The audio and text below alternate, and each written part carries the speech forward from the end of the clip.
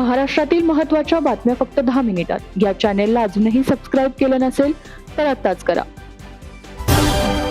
मुख्यमंत्री देवेंद्र फडणवीस यांच्या अध्यक्षतेखाली पार पडलेल्या राज्य मंत्रिमंडळाच्या बैठकीत एक महत्त्वाचा निर्णय घेण्यात आला आहे. नगर परिषद अधिनियमात सुधारणा करून आता थेट निवडून आलेल्या नगराध्यक्षांना नगरपालिकेत सदस्यत्व आणि मतदानाचा अधिकार मिळणार आहे. यासाठी लवकरच अध्यादेश काढला जाणार आहे.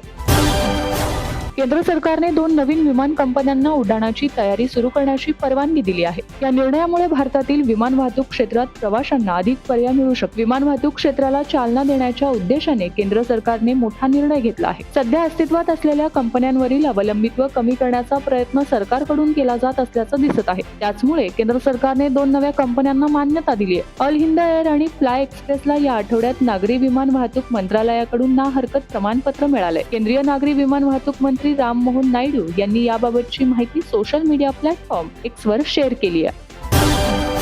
माजी महापौर प्रशांत जगताप यांचा राजीनामा शरद पवार यांच्या राष्ट्रवादीने स्वीकारला आहे. प्रदेश अध्यक्ष शशिकांत शिंदे यांनी राजीनामा स्वीकारलाय. दोन्ही राष्ट्रवादी नगरपालिका निवडणूक एकत्र लढवणार असल्याने प्रशांत जगताप यांनी काल राजीनामा दिला होता. रॉयल चॅलेंजर्स बंगळुरू संघाचा डावखुरा वेगवान गोलंदाज यश दयालच्या अडचणी आता वाढताना दिसत आहेत. जयपूरच्या पॉस्को न्यायालयाने 24 डिसेंबरला खेळाडूचा अटकपूर्व जामिनाचा अर्ज फेटाळला आहे. अल्पवयीन मुलीशी संबंधित लैंगिक शोषणाच्या गंभीर आरोपांप्रकरणी पोलिसांनी यश दयाल विरोधात पॉस्को अंतर्गत गुन्हा दाखल केला होता. या प्रकरणात अडकल्यापासून खेळाडू क्रिकेटच्या मैदानापासून दूर आहे.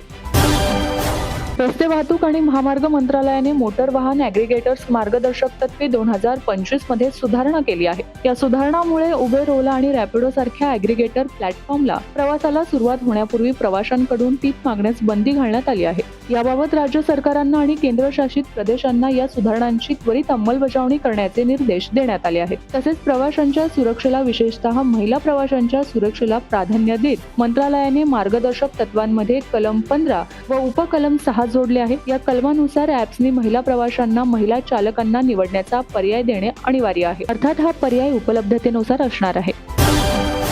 भारत मानव अंतराळ मोहिमेच्या दिशेने वाटचाल करत आहे. भारताने गगनयान कार्यक्रमाअंतर्गत अंतराळवीरांना अवकाशात पाठवण्याची तयारी सुरू केली आहे. 2035 पर्यंत भारताने स्वतःचे अंतराळ स्थानक उभारण्याचे लक्ष्य ठेवले आहे. तर 2040 पर्यंत भारतीय अंतराळवीरांना चंद्रावर उतरण्याची योजना आखण्यात आली आहे. याबाबत इस्रोचे अध्यक्ष डॉक्टर व्ही नारायण यांनी माहिती दिली आहे.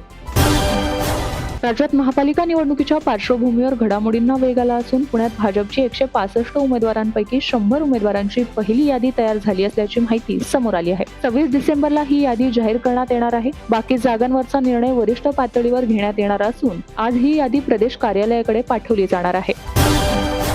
विनायक पांडे आणि यतीन वाघ यांची उद्धव ठाकरेंनी पक्षातून हकालपट्टी केली आहे. पक्षविरोधी कारवायांबद्दल नाशिक शिवसेनेचे विनायक पांडे आणि यतीन वाघ यांची शिवसेना पक्षप्रमुख उद्धव ठाकरे यांच्या आदेशाने शिवसेनेतून हकालपट्टी करण्यात आली आहे. संजय राऊत यांनी X वर पोस्ट शेअर करत याबाबत माहिती दिली आहे.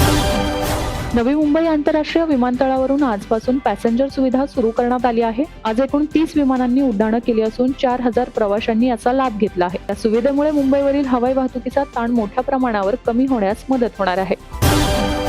काँग्रेसला उद्धव ठाकरे व शरद पवार यांच्या पक्षाबरोबर मुंबई महापालिका निवडणूक लढवायची होती. मात्र मनसेबरोबर जाण्याची काँग्रेसची तयारी नव्हती. अशातच मनसे आणि ठाकरे पक्षाच्या युतीनंतर काँग्रेसने मुंबईत स्वबळाचा नारा दिला आहे. मुंबईनंतर आता पुणे महानगरपालिका निवडणूक देखील काँग्रेस स्वबळावर लढणार असल्याची चर्चा आहे. पुण्यात दोन्ही राष्ट्रवादी काँग्रेस पक्ष एकत्र लढणार असल्याच्या चर्चा असून त्या पार्श्वभूमीवर काँग्रेस नेते विजय वडेट्टीवार यांनी महत्त्वाचे विधान केले आहे. पुण्यात दोन्ही राष्ट्रवादी काँग्रेस पक्ष एकत्र आले तर काँग्रेस स्वतंत्रपणे निवडणूक लढणार असा इशारा वडेट्टीवार यांनी राष्ट्रवादी काँग्रेस शरद पवार पक्षाला दिला आहे.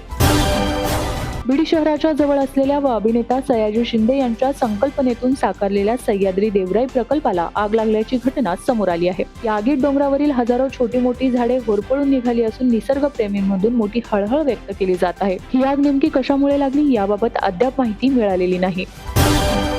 मुंबई महानगरपालिका निवडणुकीसाठी शिवसेना, ठाकरे गट आणि मनसेने युती केली असून ही युती होताच राष्ट्रवादी काँग्रेस शरदचंद्र पवार पक्षाचे अध्यक्ष शरद पवार यांनी मोठा निर्णय घेतला असल्याची माहिती आहे.